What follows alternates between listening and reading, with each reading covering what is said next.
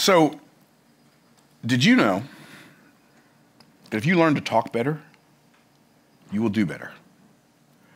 In fact, the fastest, best, and most thorough way to level up your life is level up your ability to communicate.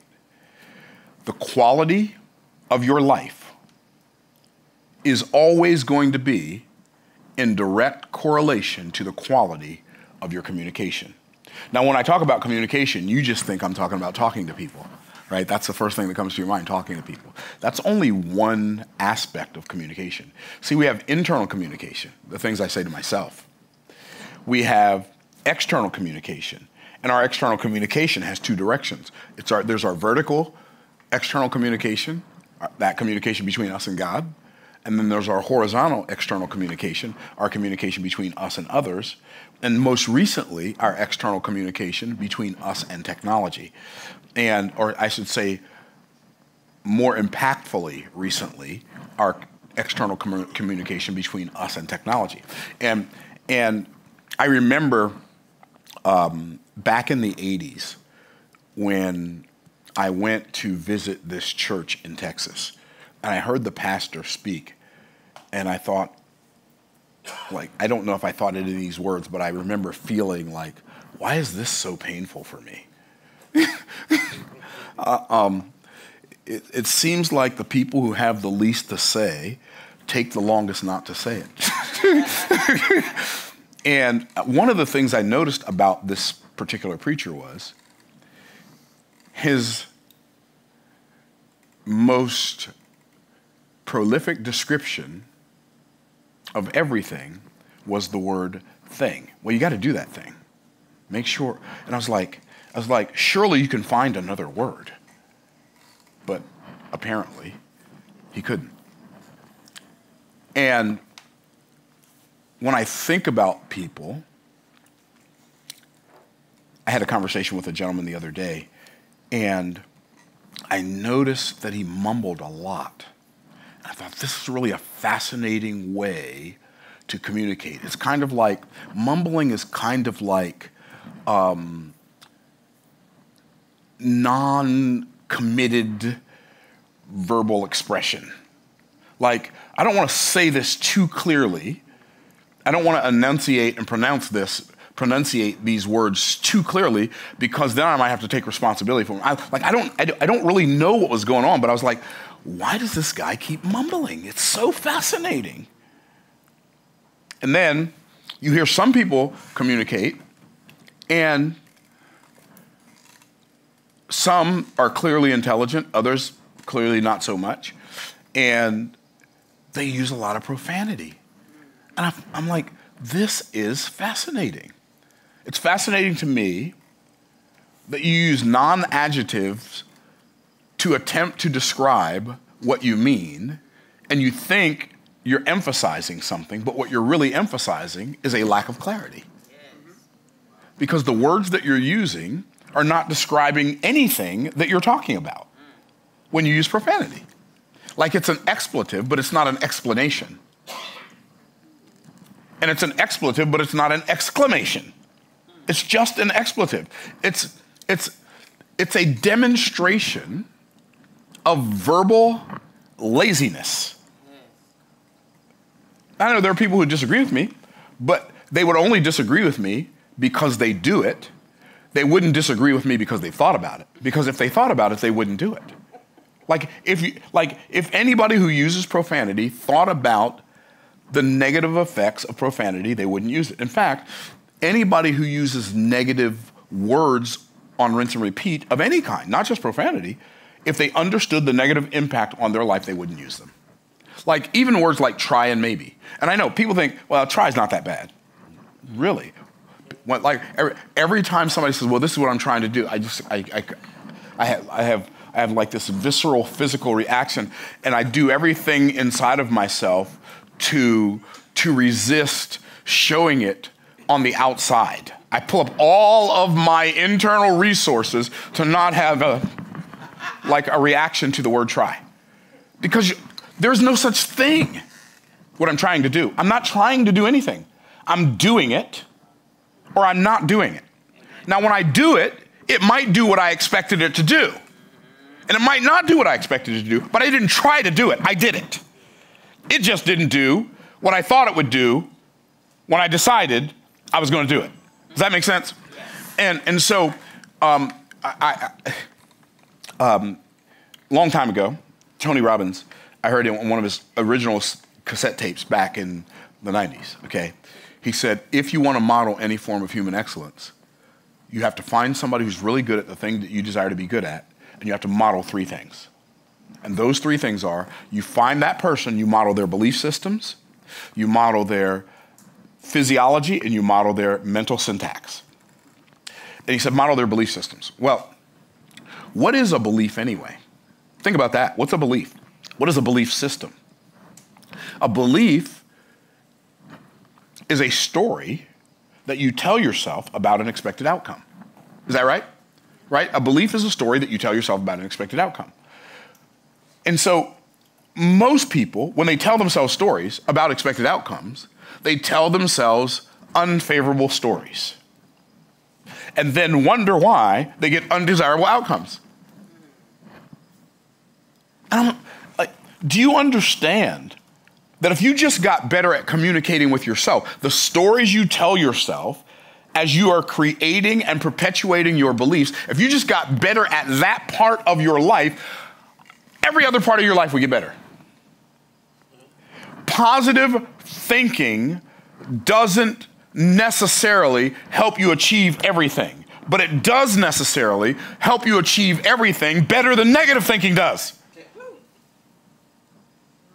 And so you got to learn to talk better. You got to learn to talk better when you talk to yourself. You got to learn how to stop calling yourself names like, oh, you're so stupid. Oh, you're such an idiot. Oh, I can't believe you're such a loser.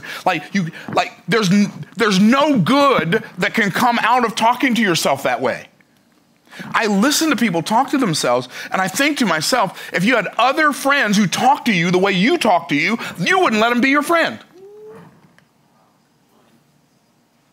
And so we are so either lazy with language or unintentional with language. What would happen if you became hyper intentional about every thought you think and every belief you have and every story you tell yourself, especially the stories you tell yourself about yourself and your chances? What would happen if you leveled that up? You'd talk better, you'd do better.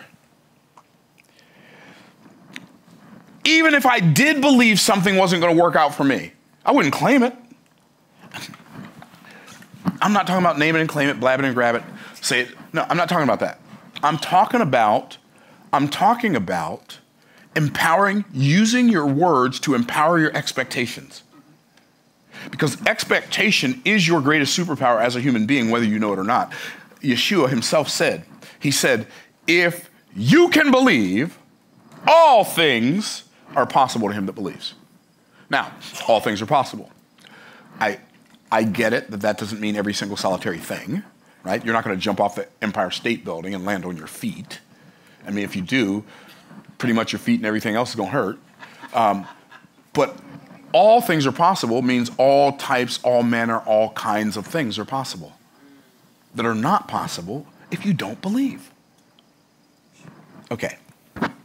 So I'm going to strengthen my internal communication. I'm going to resist the temptation to put the past on repeat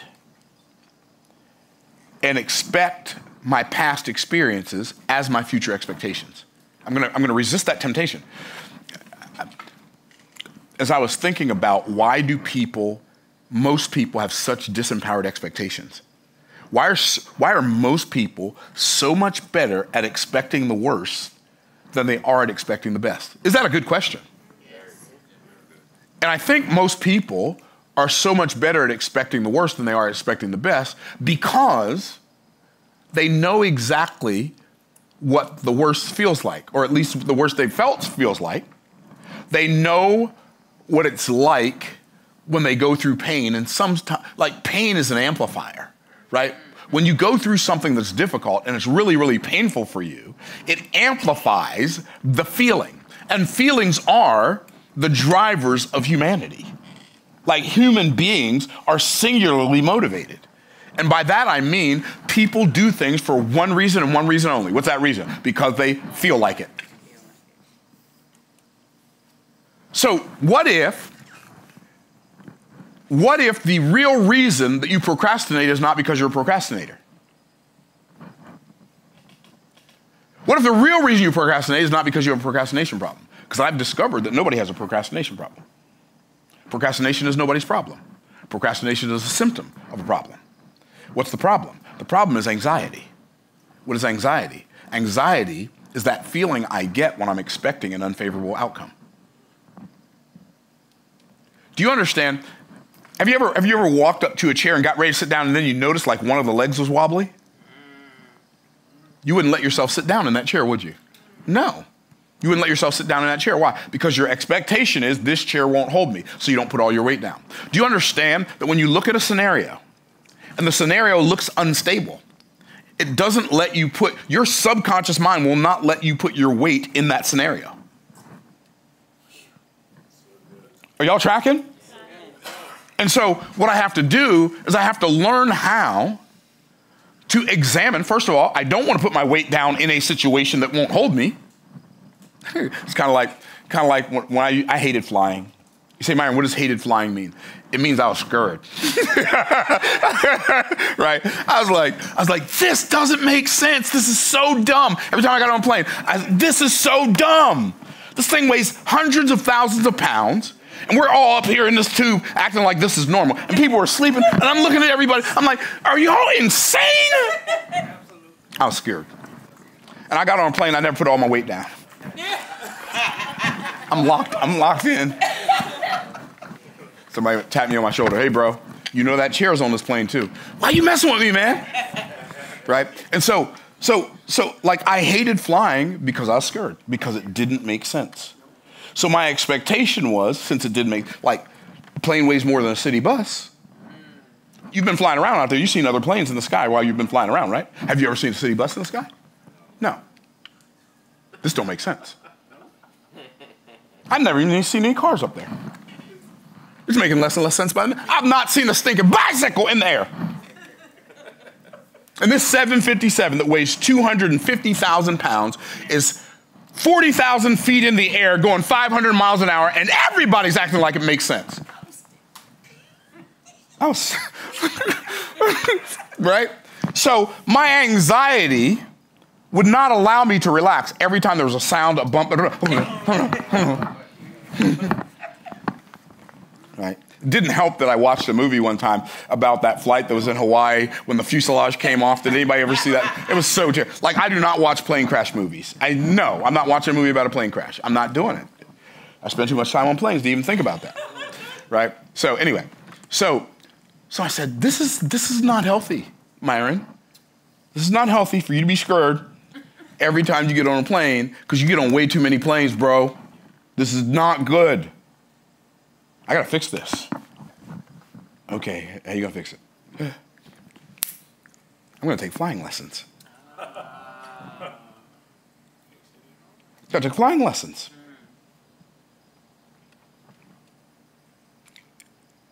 I can get on a plane now, fall asleep before it takes off, and wake up after it lands.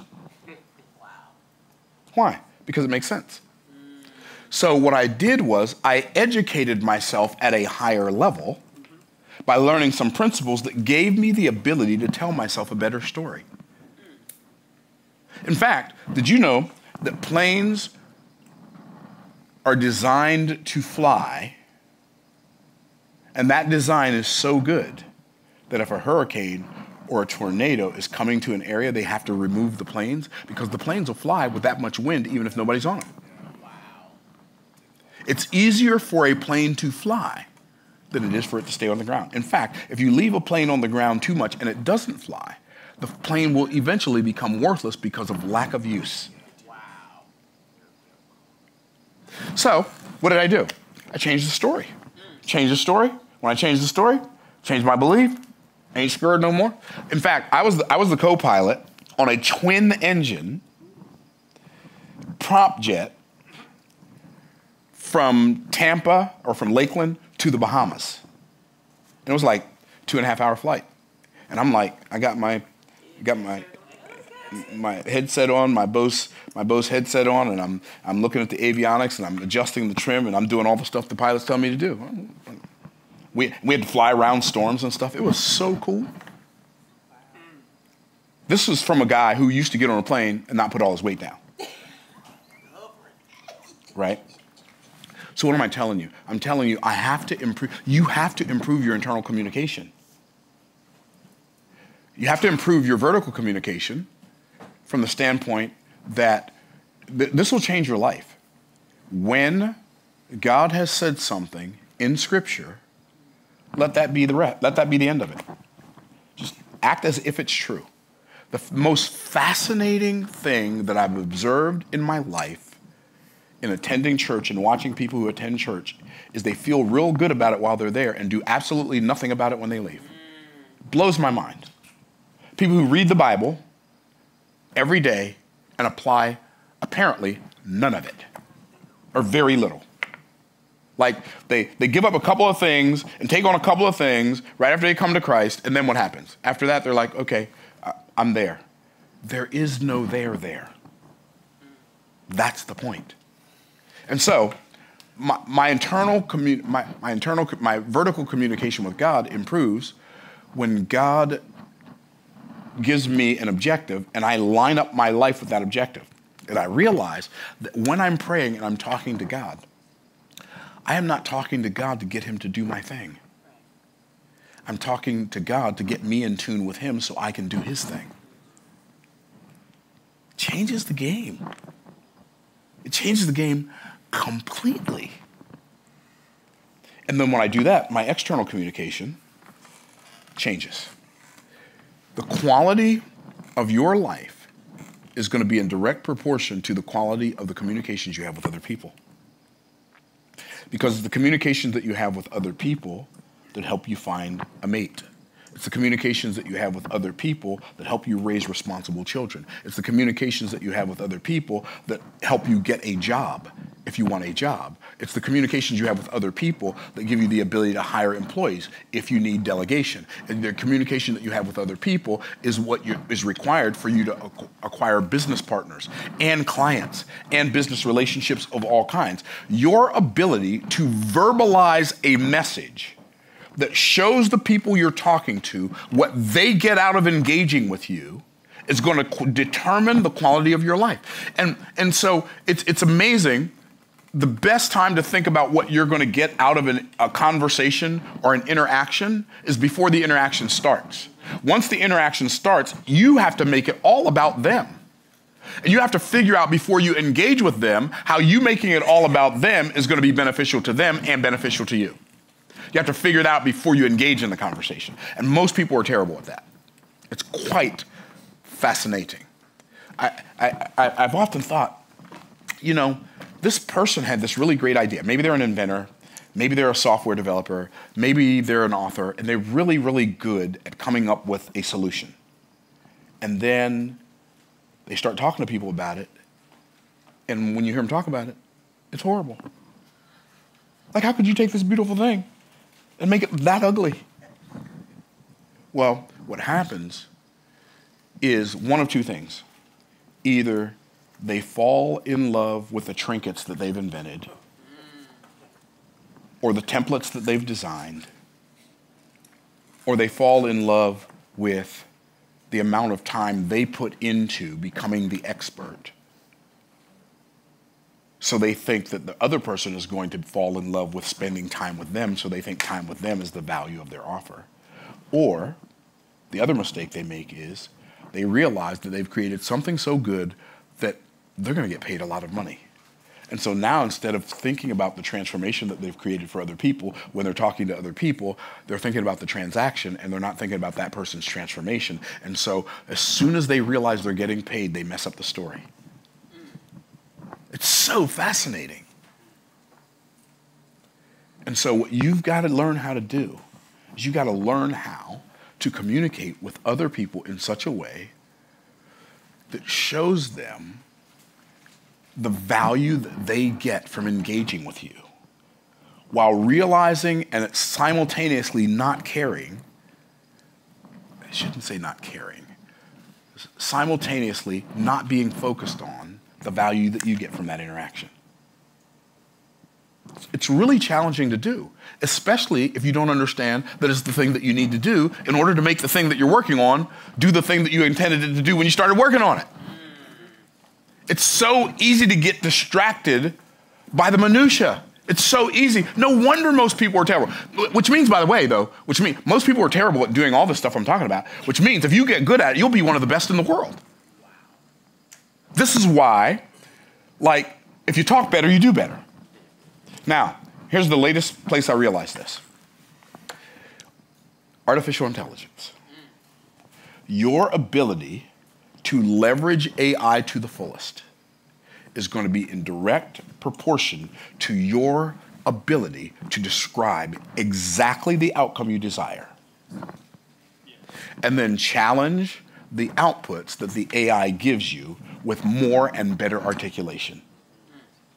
Your ability to communicate with AI is going to determine whether or not AI takes you along for the ride or whether you get left behind. Period. So, Myron, I get all of that. What's the best way for me to level up my communication? There are two things. Here's the good thing about two. All of us can count to two. And all of us can remember two things. Now, aren't you glad I didn't say 200? Not that you can't count to 200, but it might be a little bit of a challenge for you to remember 200 things. So, two things. Read more well-written, good books with good ideas. Read more. Number two, write more. Write more what, Myron? When you're reading books and you're listening to videos like this one right here, and you're having conversations with intelligent people, and they say something in those books, on those videos, in that conversation that really resonates with you, don't write down what they said. Write down what you thought of as a result of what they said. That will be your unique content that levels up your life for the rest of your life. Hope this video helps you. Talk better, do better. Level up your life by leveling up your communication. We'll see you in the next video. Peace out, Cub Scout.